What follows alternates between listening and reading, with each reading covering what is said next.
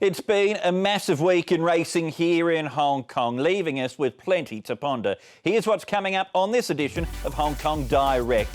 And we're going to be looking back at a Super Sunday last Sunday at Sha Tin. Waikuku was one of the big winners, as was Golden 60. Plus, is there a new magic man in town? Ruan Maia is the newest jockey in Hong Kong. We'll hear more from him. Plus, we'll be paying tribute to this man, John Size, after he recorded another milestone win on the weekend at Sha Tin. I'm Edward Sadler. It's a pleasure to have your company on the show this week. It's a pleasure as well to be joined once again by an integral member of the media team in Hong Kong in Declan Schuster. Welcome back, Declan. Thank you, Edward. It's wonderful to be a part, and the highlight last week was clearly Golden 60's win, and now we'll see whether he steps up to 2,400 metres for Triple Crown glory. Yes, let's have a look at that later on in the show, but there was a lot to enjoy about last Sunday's racing. If you're a fan of Golden 60, you had your heart in your mouth, didn't you? Yeah, big time. It was an interesting, the way he finished off, whether he was laying in or whether he was just winning by a small margin as he usually does and toys with his opposition. It was heart and mouth sort of stuff. So it'll be interesting to see now if connections do step him up in distance, an extra 2 furlongs for the Triple Crown, whether he can join River Verdon as the only Triple Crown winners in Hong Kong. Yes, let's discuss that after this package. Just to bring you up to speed with what happened last Sunday at Sha Tin, here's Doug Chalmers to tell us more. The best that Hong Kong racing has to offer was on show at Sha Tin on Sunday with 3 major races on the card. Hong Kong's current equine superstar, Golden 60, put his 12-race winning streak on the line in the City Hong Kong Gold Cup and had to fight hard against fellow Derby winner Furore to keep the streak intact. It's Golden 60 and Furore. Terrific battle. Golden 60. Furore rallies the inside. Golden 60. Furore. Here's the post. Golden 60. Golden 60 in a wonderful stretch battle has knocked off a gallant Furore. Yeah, it was a bit unexpected to be that close, but you fight hard. Yeah. It wasn't easy. Once it went past Exalted, you just wants to lay in, and a bit difficult for me, yeah, but he still fought very hard. Golden 60's next major target will be FWD Champions Day on April the 25th, before a potential tilt at history in the Standard Chartered Champions and Chater Cup over 2,400 metres, as he would be attempting to become just the second winner of the Triple Crown in Hong Kong racing history. The Group 1 Queen Silver Jubilee Cup was another of the main attractions on Sunday's card. Waikuku was sent out as the short price favourite for the world's richest 1,400 metre contest, and he didn't disappoint in what proved to be a significant win for his trainer John Size. Waikuku has claimed the lead with 200 metres to go. He's put a length on Southern Legend, Carrying Star, then Mighty Giant. It's Waikuku in front for Marira, a length clear on Southern Legend. What a way to bring up 1,300 for John Size. Every achievement along the way in your career is meaningful, you know, so I have to enjoy that. When you came here from Sydney all those years ago, did you think you'd get to the heights that you've got to here? No, I didn't imagine that at all. I couldn't have imagined that in my wildest dreams.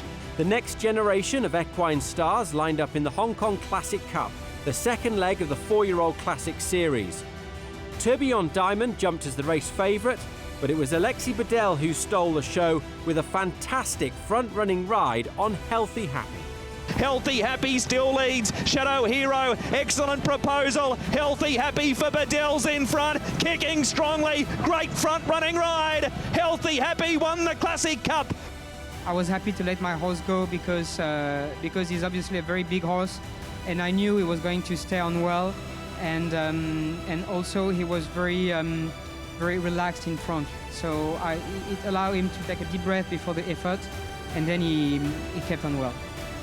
All roads now lead to the third and final leg of the 4-year-old Classic Series, the BMW Hong Kong Derby on March the 21st, where the 14 best 4-year-olds in town will take their shot at once-in-a-lifetime glory.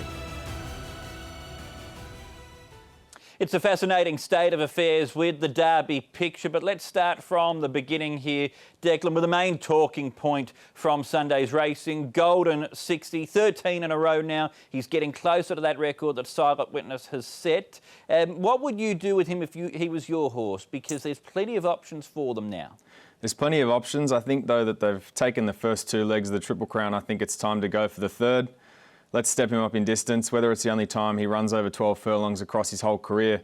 I think you've come this far for Triple Crown glory. I think you might as well keep going. And he's proven that he answers the challenge and responds each time. I think it's worth seeing whether he can do that or not. And after that, if he is a better miler, we can drop him back down and maybe take him abroad to top mile races around the world. But I'd be going for the Triple Crown. I think to really stamp him as a champion, he needs to do that. And I'd be reasonably confident that he can continue to do that.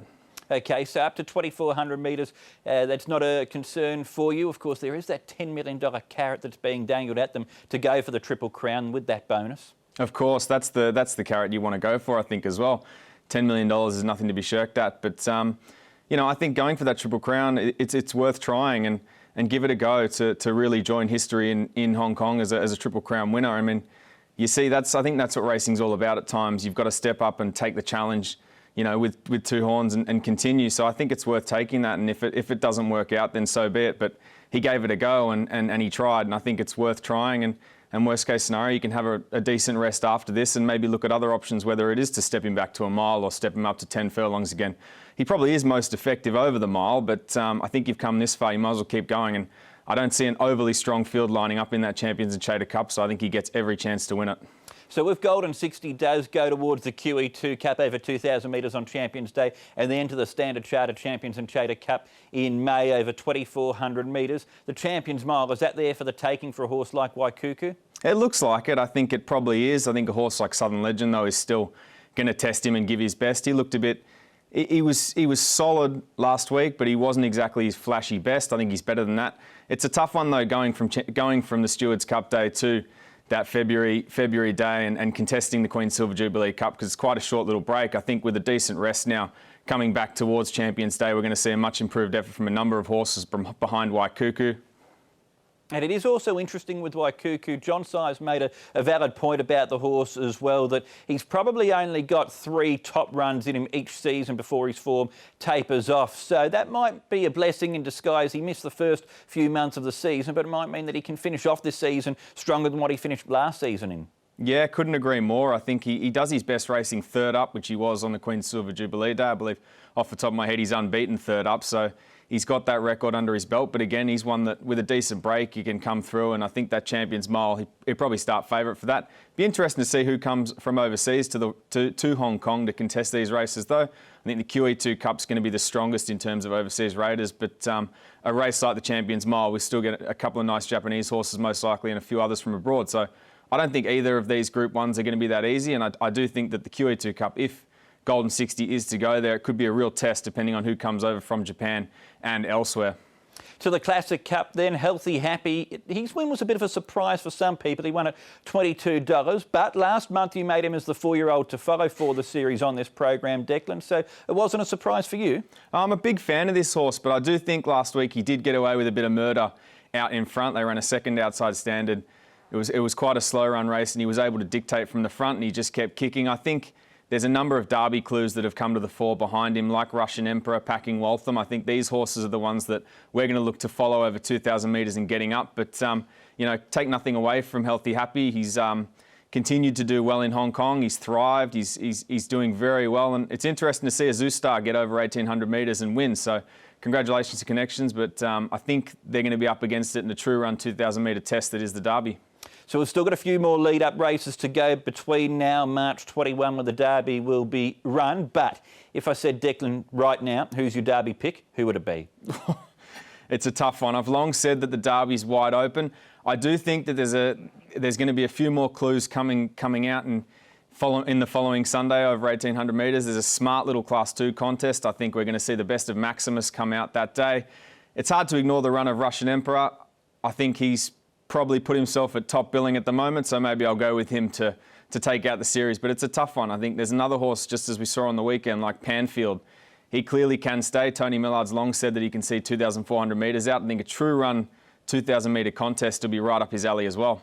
Yes, it's not open and shut like this time last year where it was Golden 60s Derby Toulouse. There are so many hopes for the race this year. It really is exciting stuff. So it was a Super Sunday last Sunday at Sha Tin. Moving through the week then to Wednesday night where we hit the climax for the DBS and Manulife Million Challenge. And for season 2020-2021, it went to Grateful Heart.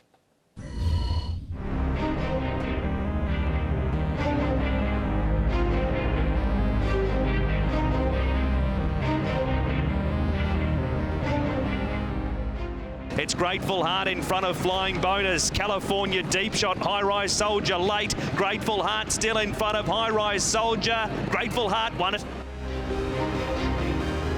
Loving a Boom really starting to lay down the challenge on the outside. Grateful Heart, Loving a Boom to have the last say, but it's too late. Grateful Heart, Loving a Boom.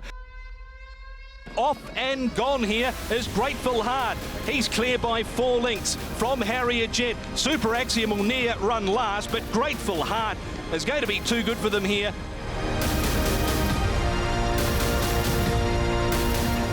Grateful Heart being punched out to the line by Purton and wins really well. Grateful Heart. He showed a bit of ability early on, but wasn't able to put it together in his races. He wasn't changed his leg, he was showing speed but being weak. And Danny, like he has with a lot of his horses this season, has managed to get the best out of him.